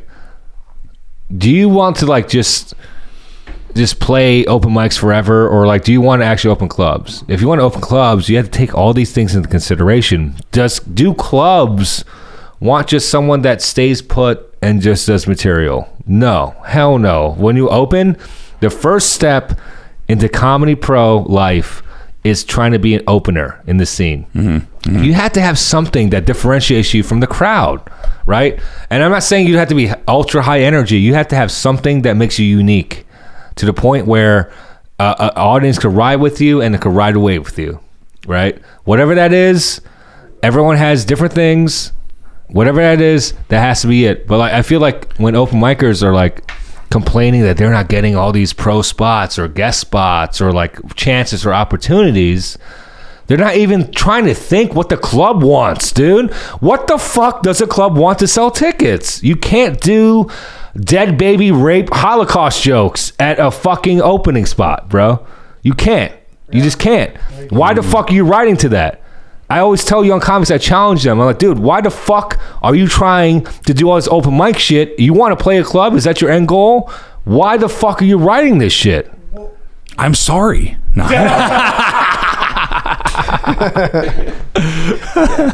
No, I agree with Paul. Because it's, I don't know, there are a lot of comics that try to do those kind of fucking controversial jokes. But whenever you go to real shows, it's not, people don't want to hear that shit. People don't, you might catch some alty weird crowds sometimes that want to hear that. But realistically, people want to hear stuff that they can relate to. Sure. So they want to see a comic on stage that they can relate to. Sure. And that's why, personally, I've found the best thing is trying to write, just for me, maybe not anybody else will agree with me on this, but I try to write in generalities. Try to write very general to where it's relatable to people, you know? So I try to write about things that other people might understand. So like, I have a whole chunk about how I was a virgin until I was 23, but it's a sex chunk. It's about virginity. It's like, I feel like it brings people kind of back to that. You know, I talk about roommates. I feel like a lot of people have roommates. You know, I just talk about all these things that I think people understand, you know? Yeah, for sure. I think that's the best way to do it, but it's best to do it that way and then find your own way aside from it to make it more, it's still general, but it's nuanced. Yeah. You know? You have to try to play, like, you have to try to try to play the most, like, and like people want to say, they want to talk shit about Backdoor, how it's clean. Oh, clean. I can't do clean comedy. That's funny that it's ridiculous. All right. It's how you hit the most lowest common denominator on universal thought and thinking. And that's what our business is. That's what this business is, bro.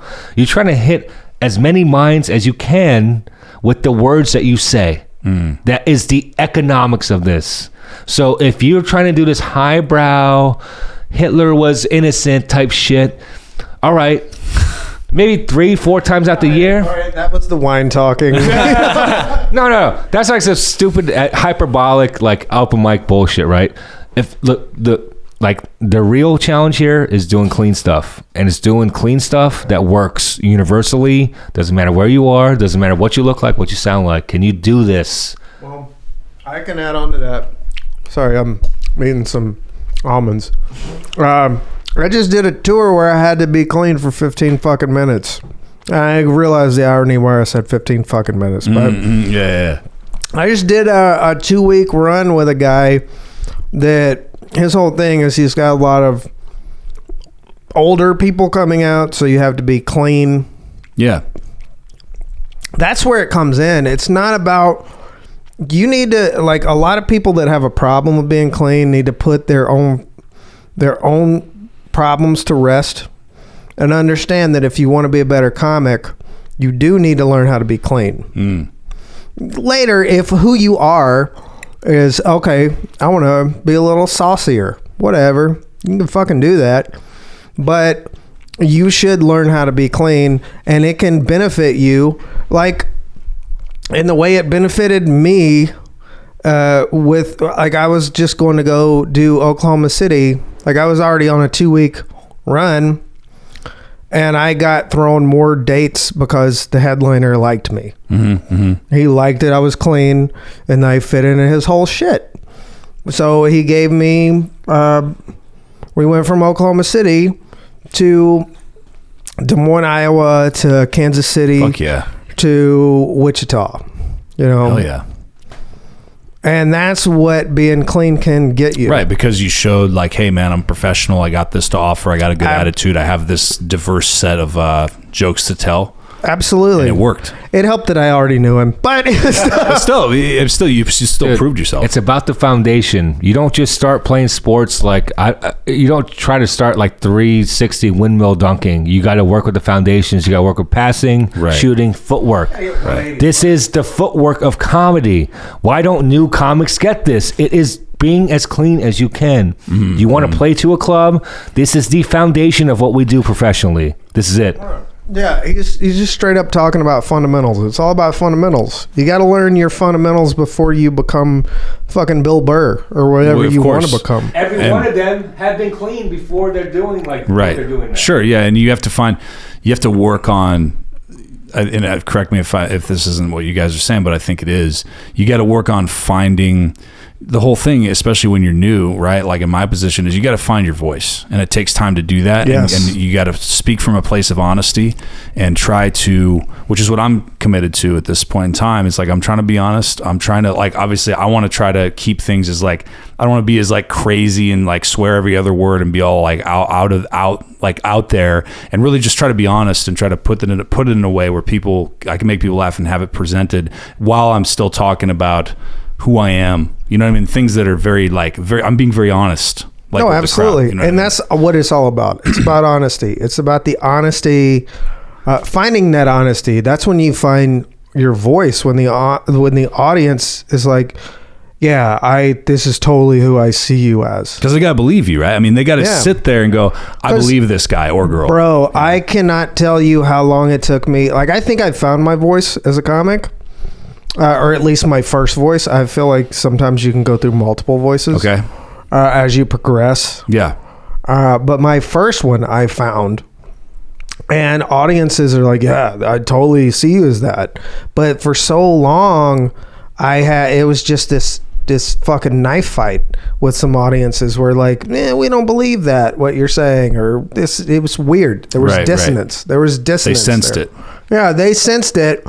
Or that was their perception or whatever. Well, there's also a thing where if you go, like, I guess it's joke writing 101, you need to be real. You can play with things a little bit to where it's not as real as it was when it happened. Right. Like, it's not like you have to be on the fucking stand, like, testifying, but... Well, if you're telling the fucking straight, honest to God truth, that's not going to be funny usually. Right. You got to embellish, and... Because when you cook, if you cook chicken, it's going to taste like shit if you just have straight chicken. Yeah. You got to season it a little bit. Right. It has to start from a place of you truth got to season it and you got to put salt, paprika, you got to put all different kinds of things on it. What else? To make it better. What are more spices? We have the same euphemism, but with pizza in the Northeast, by the way. It's not chicken, but... Thank you for butting in to say that. That was nice. Dude, he was just about to say more racist shit. You fucking cut him off. I did fucking police him. But no, it's like, it's that same kind of ideology of like, don't go with just the initial thing that happened. Like, you got to spice it up a little bit. Sure. And that's what gets the audiences into it. But if you overspice it, I think that's what I was doing in the beginning. I was overspicing, and they were like, this is bad too. Like, send it back to the kitchen, right. You know? Dude, totally. No, I appreciate that. That's awesome. And totally different subject. But one thing I was going to say that's really funny, dude, that when you guys watch it, you'll see it. So they're talking about Sam Kinison era, obviously, in the Comedy Store documentary, right?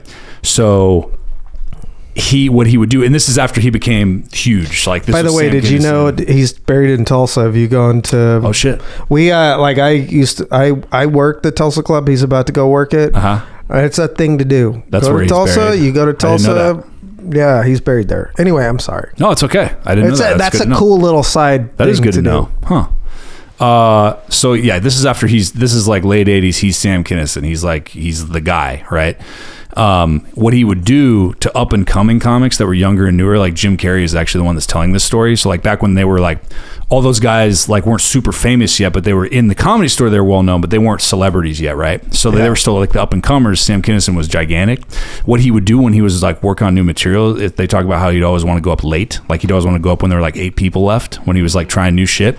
But he also wanted comics to watch him, so he would box them in to like force to watch him. So he's like Jim Carrey was talking about, like Sam Kinison came up to him and went, "Hey man, I really like your stuff, and I think you're going somewhere. I'm working on some new stuff tonight. Will you watch my set?" And they're like, Jim Carrey's like, "Yeah, sure, man. Like, what time are you going on?" He's like, 1:45. You know, and then he's like, yeah. Like, you can't say no. So he it was his way of like forcing people to fucking you can't say no to Sam Kinison. Yeah. Like, 1:45. All right, dude, I'll hang out with you. And, yeah, it was fucking. And then funny, you know, as soon as he got off stage, he's like, so shots. Yeah, right. Yeah, dude, for sure. But yeah, man, that's an awesome documentary. You guys got to check it out. It's fucking cool. The Sam Kinison one? Well, the Comedy Store. Oh, the Comedy Store. Because they go through all the eras from the time it opened all the way up to now. It's pretty fucking cool. But yeah, man. We're starting to get into the comedy thing. What else do you want to talk about comedy-wise? Dude, we're way over time. I'm sure we are. I think we fucking hit a wall, and I don't What want did to I don't want to keep. But we can talk about whatever you want to say. Whatever y'all want to talk about. I don't. What do you want, Paul? What do you got? How long Crux, like his podcast lasts like 1 hour? What are we at? I usually do an hour. We're probably like over 90 minutes, which is great. No, there's no hard fast rule. I just try to keep it that so I don't hold you guys hostage for too long because I'm just starting this shit out. We're good. We're good to go. Right, Paul? Yeah, we're good. We're good. Like we'll come back when We can also just fucking talk a little bit too while we're wrapping up afterwards and shit. But when the videos are on, we'll come back. You know what I mean? fuck yeah, man. Yeah. No, it was awesome having you guys. Also, dates because I'm putting this out. This is coming out like tonight. So Oh, it's coming out tonight? Yeah. Oh, shit. Okay. So my point is it's current. So if you want to put some shit you got coming up, feel free to say whatever. Oh yeah. Yeah, look. Oh, you got to refer to your calendar? Well, I know my dates. So I got more bookings. wow. All right, I'm gonna pull up my actual calendar now. Like, all right, we're gonna compete right now. Are we competing right now? Is it okay? Gonna win. Stop. Well, I'll tell everybody out there right now. You can catch me at open mic now. All right. So this Thursday, I'll be at the Stomping Grounds in Dallas. This Friday, I will be at the Backdoor Comedy Club. Not a big, we'll be there together. Saturday, I'm probably fucking my girlfriend, and then next week, How much are tickets to that? next week I'm gonna be opening for Ben Creed at Dallas Hyenas. The day after Thanksgiving, Saturday after that. December 3rd, I'll be at TK's Comedy Club doing his debut comedy opening night. And after that, I'll be at the Red Room at Josh's Marvelous Night of Comedy. Oh, shit. The week after that, I'm at a Twilight feature spot on Wednesday. And also, oh my God, it's another Claws Out show. It's at the Dives, the paid show. And I don't have any bookings after that.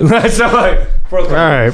So if I can posthumously talk about my bookings, no, I will be this Thursday at DCC doing the Tyson's Dating Show, and then December 4th I'm doing the next night after Paul does TK's Comedy Club. I'm doing TK's Comedy Club.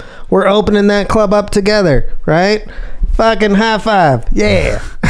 And then December 11th, Brazos Theater, Stomping Ground, December 15th, Hyenas Fort Worth, December 16th through the 18th, Hyenas Dallas, January 6th through the 8th, and then Comedy Arena, January 28th through the 29th. I also have a January Hyenas date if you want to plug that right No, you forgot it. You forgot it. You forgot it. Oh Because I have more December dates than him. Oh, That's why, you know, shit. like- Oh, Oh well, I shit. had more November dates than you. So it's an ebb and flow, bitch. Just enjoy it. Well, there you go, man. There you go. I sincerely thank you guys for coming by. Hey, thank you for And, having us. Hell man. yeah, man. So Anytime you want us back, let us know. dude, absolutely, man. I know that's the wine talking, but I do appreciate it. No, Mr. it's Judge. actually me Just talking. kidding. No, man, that's awesome. I'm a dude. little bit like, I don't know why Crux didn't ask me before. Oh, okay, all right. He was like, "Can I go?" I was like, "Yes, you can. Of course, you bro. can Come on, it come goes to without the saying. podcast." No, hell yeah, man. So everybody out there, I'm going to be talking to you soon. Thanks for listening to another episode. Keep helping me build Crux Nation. Crux, yeah, motherfuckers. Crux, yeah, bitches. Let me hear you say Crux, yeah. Crux, yeah. Let me hear you say Crux, yeah.